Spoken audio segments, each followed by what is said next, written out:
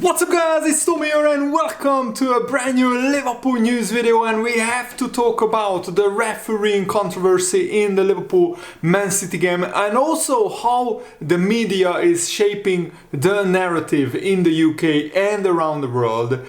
First of all, I don't buy into the idea that VAR let Michael Oliver down if he wasn't looking directly at the incident. But Michael Oliver is literally 4 or 5 yards away from Doku and McAllister when he kicks him in the chest. And I saw multiple slow motion replays and I still am not sure whether Doku gets any slight minimal touch to the ball. But you know, as a hypothetical situation or scenario, let's say Doku touches the ball before he full on kicks McAllister in the chest. Anywhere else on the pitch, that's a penalty. So, anywhere else on the pitch, that's a foul and at least a yellow card. That's what Jurgen Klopp said. And Jurgen Klopp also said, if you are a football guy, if you understand football, if you understand the game of football and what it is all about, then you will say that's a penalty. So I'm absolutely shocked and surprised, and this is what I want to talk about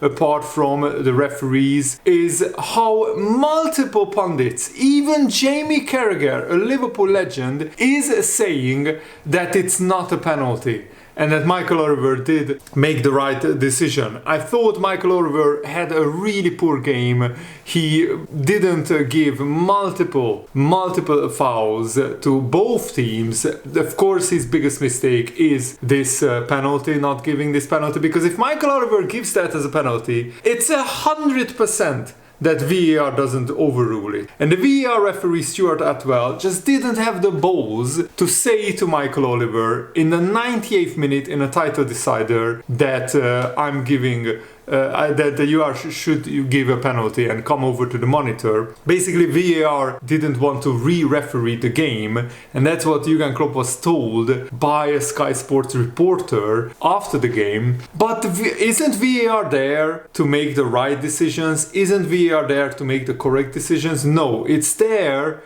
to protect the referee or protect the referees. And the media is also protecting the referees. Sky Sports are in bed with the PGMOL, and that's my biggest problem. So how come Michael Oliver can referee in the Premier League when he got money from the Manchester City owners to referee in the United Arab Emirates? He comes back to England, he's refereeing Man City games, and in the back of his mind, he's thinking, if I give a decision against Man City, then I won't be called back to the United Arab Emirates to get paid hundreds of millions, hundreds of thousands of pounds to referee in the United Arab Emirates. So I'm robbing myself of a paycheck. So why not just rob Liverpool out of a penalty? Because it's Man City, I want to get paid, so I'm not going to give a penalty against Man City because I want to be paid by the Man City owners. That is pure corruption. I'm sorry, I have to call it what it is. How can the Premier League allow that to happen? Pundits shouldn't be biased. Pundits should be 100% honest and say clear, honest analysis of the game.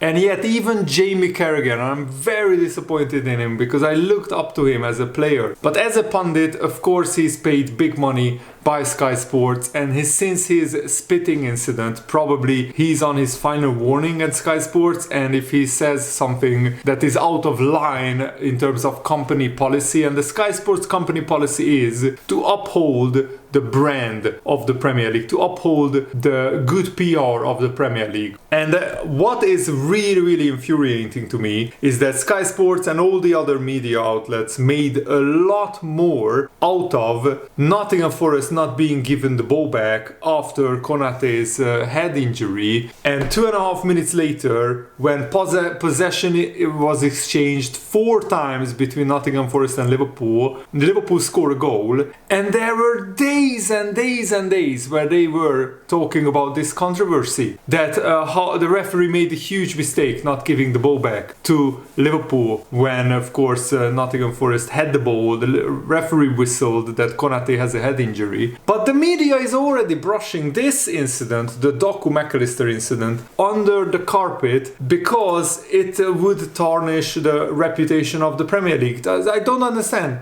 Do they just want that crazy title race to be going down to the wire. I think that's the bottom line.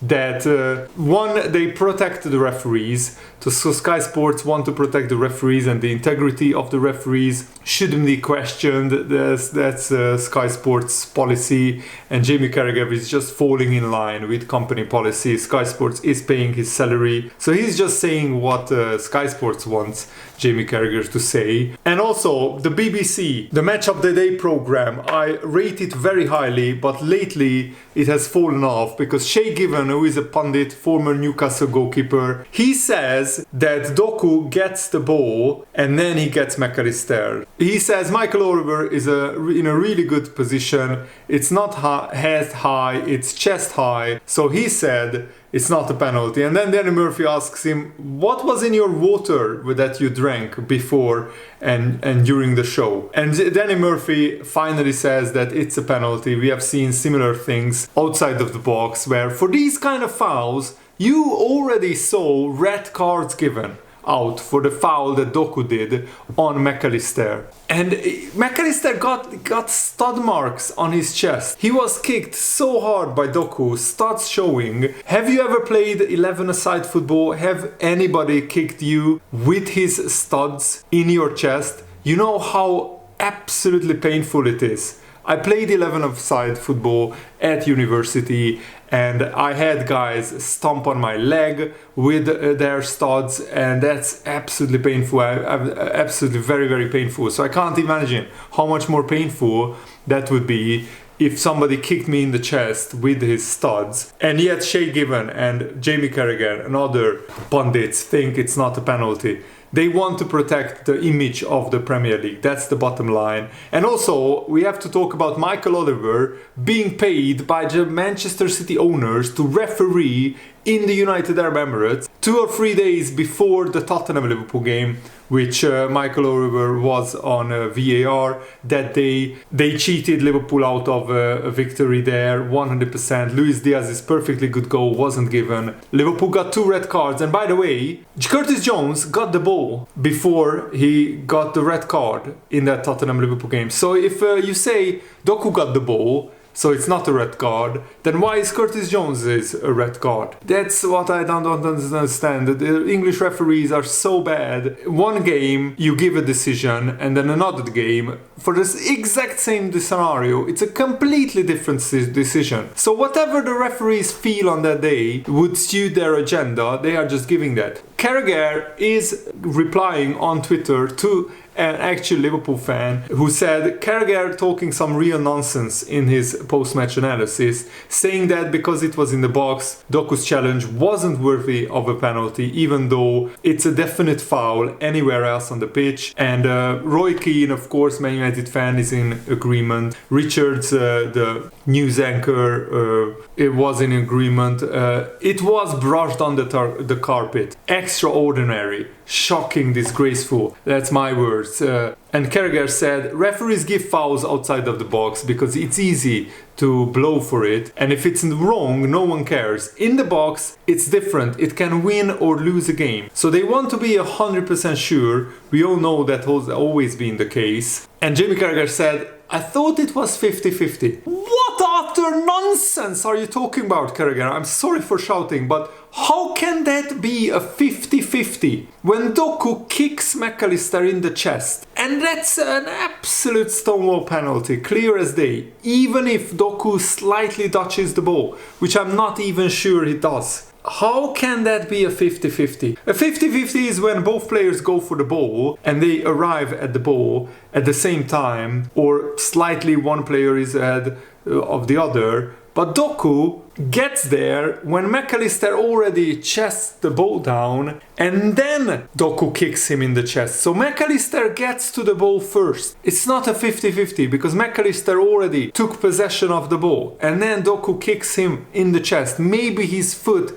slightly touches the ball, but even if he does, because McAllister gets to the ball first and he gets kicked, it's the same scenario when Darwin Núñez rashes onto the back pass, bad underhit back pass of Nathan Ake. Darwin Núñez gets to the ball first, and then Ederson absolutely clears him out. It's the same exact scenario. McAllister gets to the ball first and then Doku kicks him and clears him out. So it's not a 50-50. And Jamie Carragher is just towing the company line. Gary Neville, who hates Liverpool more than any other pundit, I believe. Gary Neville, when he was commentating on the game, he said Michael Oliver is going to be sent to the monitor because that's a penalty. If Gary Neville thinks that's a penalty and he absolutely hates Liverpool with all he has, that is a very, very good indication to me that it's a penalty. And I mean, I can't believe that Gary Neville, a Man United fan, is saying that's a penalty, and Jamie Carragher, Liverpool legend, is saying it's not a penalty because the referee is not 100% sure. And that could be even fine. The referee is not 100% sure. Okay, he doesn't give a penalty. But the VAR has like multiple angles, slow motion replays at his disposal. He can watch that for 2 or 3 minutes and he can give a penalty. Remember, Manchester United got a penalty awarded to them in the Brighton Man United game a few years ago when the referee already whistled, the game was over, the players were going down to the tunnel, but VAR watched an incident and thought Man United should have a penalty. So the referee whistled, gave a penalty, called everyone back onto the pitch and made Man United take that penalty, and Bruno Fernandes scored and Man United won the game in the 90th plus 10th minute, so 10 minutes of extra time. And the exact same scenario could have happened here. Liverpool, even the referee blows the whistle, the VAR takes like 5 minutes to watch all the replays. I'm fine with that if they make the right decision. I'm fine with that if they whistle that the referee should go over the monitor and give the penalty. And this is title deciding mistake by the referee, because Liverpool could be 4 points clear, could have been 4 points clear of Manchester City if, of course, if McAllister or whoever takes the penalty, or Salah takes the penalty and scores the penalty and Liverpool win the game 2-1. And that could be literally the difference between Liverpool winning the title or Man City winning the title. Now Arsenal are top, Liverpool are second with the same points, 64 points, Man City are on 63 points. And maybe Sky Sports just wants this title race to be as close as possible because it's better for viewership numbers, and better viewership numbers mean better or more money in the pockets of Sky Sports. It's all about the money, guys. Always look where the money is going. To the referee's pocket, that's where it's going. I'm sorry for getting so heated,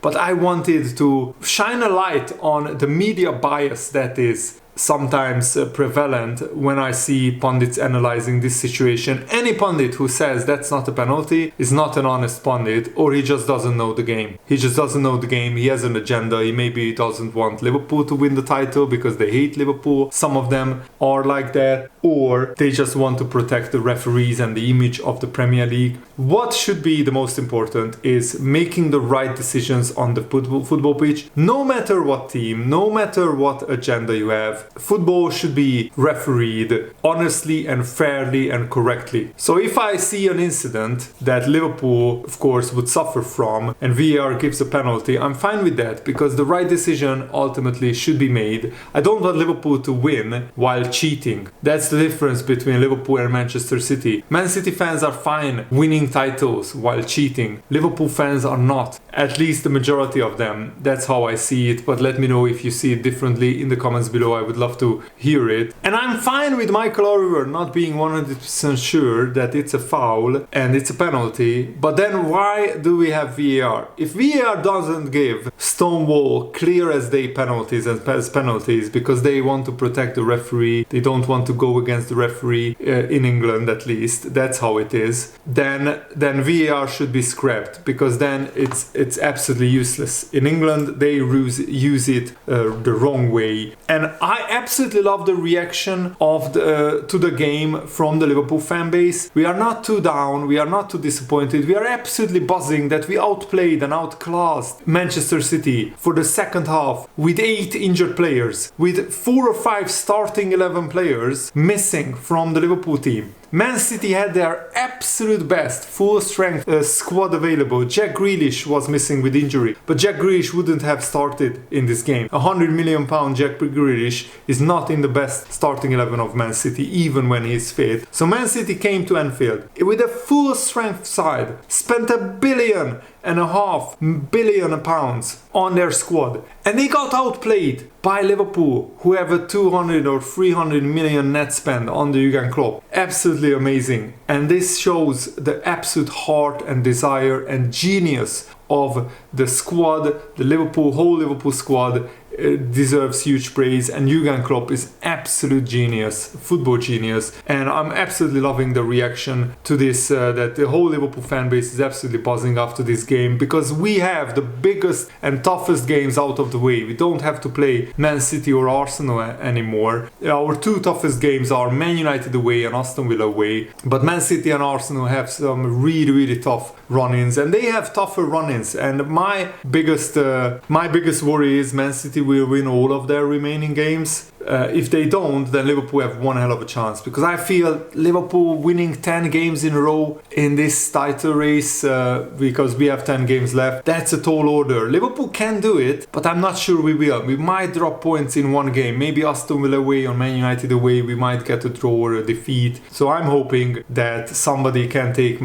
points off Manchester City, but they are not as good as last season, so that's my biggest hope, that Man City will drop points and hopefully Liverpool can win this title. This team deserves it so much, and if it wasn't for the referees, Liverpool would be well clear in the title race. Virgil van Dijk said the atmosphere at our last home Premier League game against Luton was really special. We are really starting to feel the impact of having thousands of extra fans in the new Anfield Road stand, but the atmosphere yesterday against Man City was even better. It was absolutely electric, and I absolutely loved the second half. That was one of the best second halves from Liverpool this season. And we are second half FC. We are called like that from some people for a reason. We are scoring so many second half goals, and hopefully Liverpool can start on a winning run again. We play Brighton and Sheffield United at home, two absolutely must-win games, and then we go to Old Trafford in the league. We go to Old Trafford in the FA Cup as well. So I'm really looking forward to the rest of the season. Thanks for watching, guys. Hope you enjoyed this. Have a nice day. See you later. Goodbye.